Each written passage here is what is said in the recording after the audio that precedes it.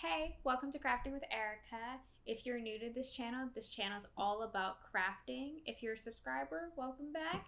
On today's episode, we're going to learn how to craft a basket. But before we get to that, be sure to like, subscribe, and ring that bell to get notifications on all of our new episodes.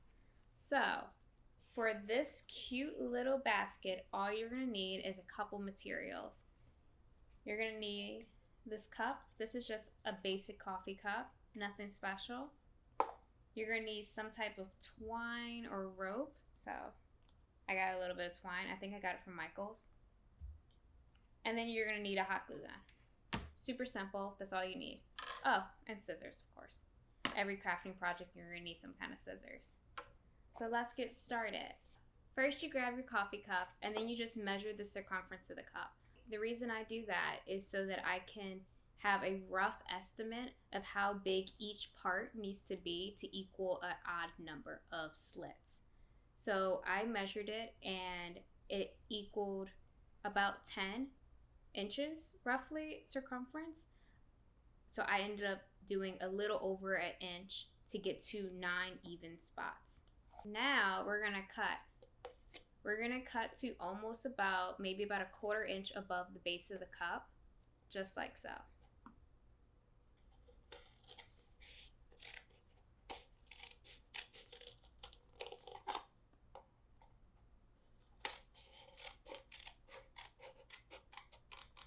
Try to cut straight lines.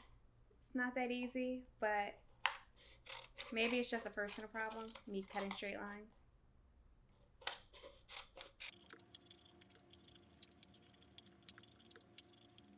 Okay, now we have 9 cuts into the cup. So what we're going to do next is we're going to bend each section out. Kind of is going to look like an octopus, maybe a spider. No, I think an octopus or a squid. Some kind of sea creature, I would say.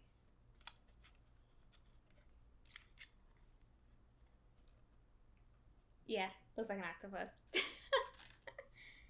This is the bottom of the cup, and this is the top of the cup. I'm just going to mark it just so everyone knows which one's bottom, which one's top. Bottom, top. What's going to end up happening is that the bottom of your cup is going to actually end up being the inside of your basket, and the top of your cup is going to end up being the bottom of your basket. Yeah, real confusing. But it's going to give you this type of shape where it kind of has a little bit of a chubby bottom and a narrow top. If you go the other way where the bottom ends up as the bottom of the cup, your basket is going to end up the exact shape of the cup. It's going to end up looking like this. So it's good to always do it the opposite way to get this shape. First thing you're going to do, take your twine. Be sure, I forgot to tell you, have your hot glue gun plugged in. You take your twine and you just put it at the bottom around the edge, and you put a little hot glue there. This is just to secure the twine to the base of the cup. Hold it there for a little bit. I'm going to say like a minute just to make sure it's nicely secured. Before you start wrapping, it's smart to maybe just count how many legs you have on your octopus. 1, 2, 3, 4, 5, 6, 7, 8. Whew. I have 9. I was scared for a moment that I had 10. I would have had to start over. So what you're going to do now is you're going to unravel some of your twine. Give yourself a good amount. Or you're going to have to keep unraveling every 2 seconds. Unravel some of your twine. And this is really therapeutic, actually. What you're going to do, but be sure you pay attention, is you're going to go under and over for each one. So under, over. In a circular motion. Just be sure you're paying attention to make sure that you're going under and over. Now, this is the reason why you need an odd number. So once you make it all the way back to the very beginning, now because it's an odd number, this twine is going over the opposite ones. If you do an odd number, is never going to go over the opposite, and it's not going to create a basket. Be sure to pull tightly when you're making it so that your tension is consistent throughout. If your tension isn't consistent throughout, sometimes your basket tension won't be consistent, and you'll start to notice as you're making it, as it starts to come to shape. And as you're wrapping, you're going to notice that your legs of your octopus are going to start coming up from the sides. That is supposed to happen. So don't you worry. Have you guys ever made a basket?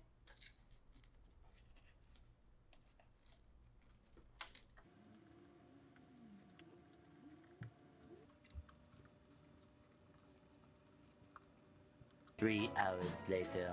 Can you move it along? I'm all out of time cards. Now we're at our halfway point. We're like halfway up. We're going to continue. Same method, nothing special. Just going in and out, in and out. And as you see, now it's starting to get a round shape, similar to this. You're going to start seeing this really nice round shape. And once you get your desired roundness, then you start pulling in more so that you start getting more of like a funnel at the top. Let's keep going. It's kind of like pottery a little, where you're shaping and pulling and twisting to get your desired shape.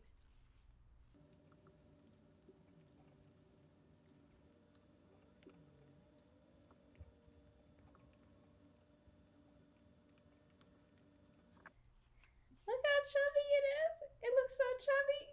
It's a lot chubbier than my first one. It's kind of like my cat, but we don't speak of that. She's real chubby. And she has 3 legs. I know. She shouldn't be chubby with 3 legs, but she is. She likes her food and sleeping. Go ahead and say it like my husband. I didn't say it like my husband. I love you, Tony. All right, so we're getting towards the end, as you see. Just keep pulling, keep wrapping until you get all the way up to the very top. All right, so we are at our end. So now you're gonna take a little bit, you're gonna cut it, and you're gonna weave inside, weave your twine inside, and just glue it in place along the top edge. Nothing special.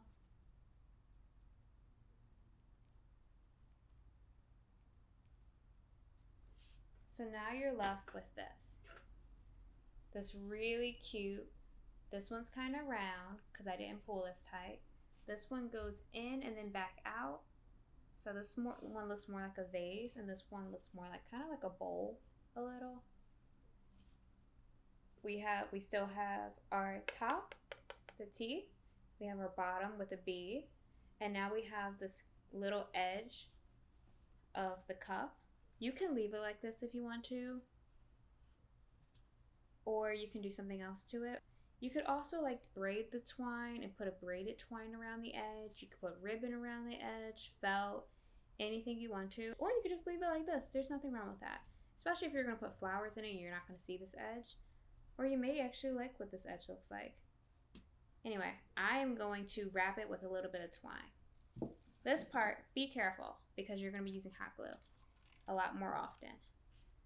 So just start with a little edge, put a little hot glue there, and you're going to start wrapping.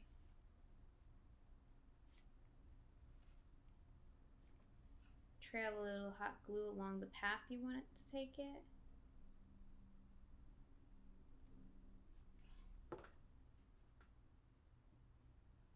And just stick it down. Actually, the more I'm looking at it, the more I actually like the way it looks. So I just went around once just to finish off the edge a little, but I actually kind of like the way this looks. It kind of gives a cool little pop of white geometric shapes. I actually kind of like it. I'm going to leave it that way. So what I did here is what I was beginning to do. What I did here is I took the twine and I just gently wrapped it around the edge with glue and kept wrapping until you got this. And then you end it in the inside with wrapped twine. But I kind of like how this looks, so I think I might leave it this way. It's cute. What do you think? Now you can put flowers in it if you want. Because, you know, flowers make everything brighter. Anywho, thank you for signing in. I hope you enjoyed this video, and I hope you try to make your own little basket. It's real cute. You should make one. Share your comments below, and of course, you know, subscribe, like, ring that bell, and tell me what you think. And also, maybe ask me what you want me to make next time. I'm always open for comments. Thank you.